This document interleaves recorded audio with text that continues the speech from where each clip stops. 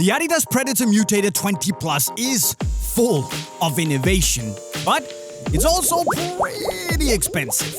And even if you don't have 280 euros, but you still want to join the Predator Mutator experience, well, Adidas, as you can see, they have you covered. So today I'm gonna walk you through all the little differences in price and quality and materials, all the way from the super duper uber mighty innovative 20, from the super duper uber mighty innovative 20, from the super duper uber mighty innovative 20, from the super duper uber mighty innovative 20 plus, all the way down to the 20.4, to hopefully help you figure out which is the right boot for you and the size of your wallet, because let's be honest, 280, 55 euros is. Now, another little curiosity is that the Predator is actually 26 years old. It was invented in 1994. And funnily enough, we, as in Unisport, were 25 years old, almost as old as the Predator, which means that this year is our 25th anniversary. Yeah, we're gonna celebrate that with a big birthday year. And you can actually join the party, because you, my friend, you're invited by signing up in the link right down below, where we're gonna keep you updated with all the exclusive product launches that we're gonna have made just for our birthday. There's gonna be some cool activations and who knows, some wicked offers here and there. It's all gonna be awesome, so stay up to date right down there. And now, let's talk some boots. Now, you're probably already all familiar with the top-end boot of the Predator range, the Predator Mutator 20 Plus, which is this highly innovative and, you know, it's super wicked, but it's also 280 euros, so there's that. But for your 280 euros, you get all the best and most innovative premium materials that Adidas have at their disposal, meaning that you get this completely laceless one-piece fully Primeknit upper that then translates into this almost sock-like compression fit collar here that's relatively high to give you a more seamless transition from boot to foot. Of course, the big star of the show is the Demonskin, which are basically these little 406 individual SL rubber spikes that are spread out all over the upper to give you more power and especially more grip on the ball for more swerve and control. And as you can tell, they're really, really grippy. Now also, Adidas have put this outsole on here called the control frame that is split in two as a historical nod back in time to the Predator Mania. But also it's been made for maneuverability, giving you these slightly elongated rounded studs to make your rotational movement a little bit easier. And also it's been made with laser engraved little diamond fins, which Adidas say are put in the world to give you 360-degree control over the ball. Although I wouldn't expect extra grip under the outsole. It's more like a bling thing, to be honest, but it makes the boot look more premium. And when you feel it in your hand, yes, it's expensive, but you can feel that it's a nice boot. Now, Little Brother 20.1 might just be 220 euros, but it's actually still to be considered a top-of-the-line performer. Because yes, the materials are a little bit less premium, but it's actually still a very good football boot.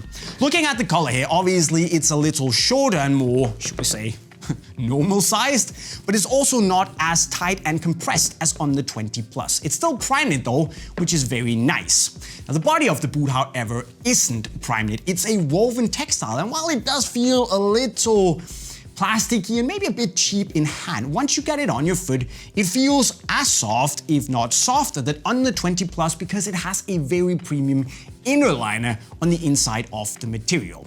The control frame outsole is the same, a little less blingy, but it's the same. And apart from the laces, which obviously give you a bit more customization options and, of course, far better lockdown, the biggest difference is in the Demonskin. Now, Adidas reduced the area, but you still get 258 little SL rubber spikes. However, the shape has changed from a slightly more pointy, like scale-like shape to this more half diamond shape form instead, giving you a slightly more balanced and a slightly less grippy feel on the ball.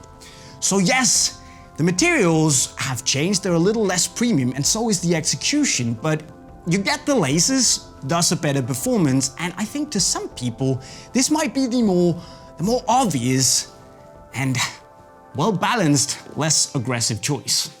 Shaving off another 80 euros is the Predator Mutator 20.2, which sits at 140 euros. Now this bad boy only comes in a low cut, and it's made with this woven mesh upper that reminds me a little bit of like a rough knit, and it feels pretty good on your foot, has the slightly cushioned and padded feel. But the biggest thing at this price point especially, which to be honest, you don't really see it that often, is also the inclusion of the Demonskin SL rubber fins. It still has the same half diamond shape, although some of the fins are slightly smaller, but you still get 216 of them, which I guess is what the Predator is all about. The tongue is also a little bit curious. It's a one-piece synthetic that has been welded onto the boot to make sure it doesn't slide around. And then it also has these little wings to make sure it hugs your foot to give you this seamless experience. And okay, the outsole is a one-piece outsole that reminds me in the look and feel of the control frame, but in fact it's not. And to be honest, it doesn't really feel much like the 20 Plus and 20.1 apart from the rubber spikes. But then again, there's a lot of value for money because of said spikes, so it's pretty good.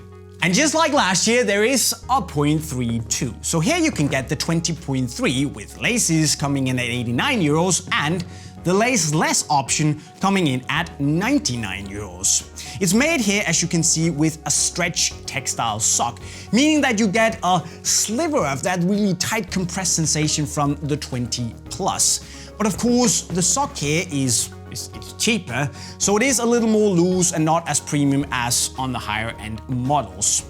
But at 89 and 99 euros, I'm also kind of okay with that.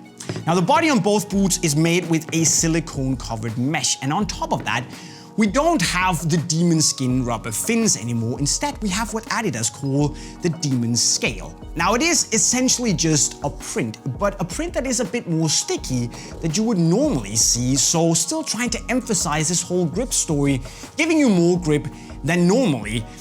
And that's just kind of the idea with the 19.3s here, that you get the look and especially the feel of the 20 Plus and the 20.1, just done in a slightly more price-friendly way.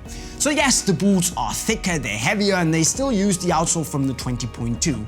But at that price, I actually reckon they're a pretty good deal.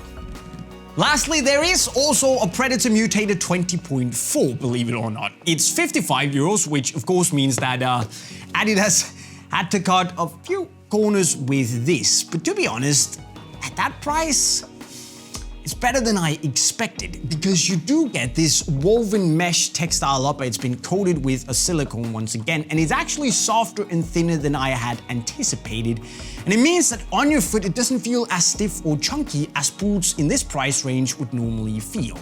And also because Adidas have used should we say, handsome amount of foam around the heel, it means that the boot is really comfortable, especially if you're a kid using this as an entry-level boot. So no harm done there. And okay, there are no demon skin spikes or demon scale sticky print. It's just a print. But at 55 euros, you know, you get a solid all-round boot with a flexible ground outsole that is a multi-ground outsole. And while the only real connection to the other boots that this one has is the Predator on the side and the visual cues, which is probably also up for debate, at 55 euros, it's hard to avoid.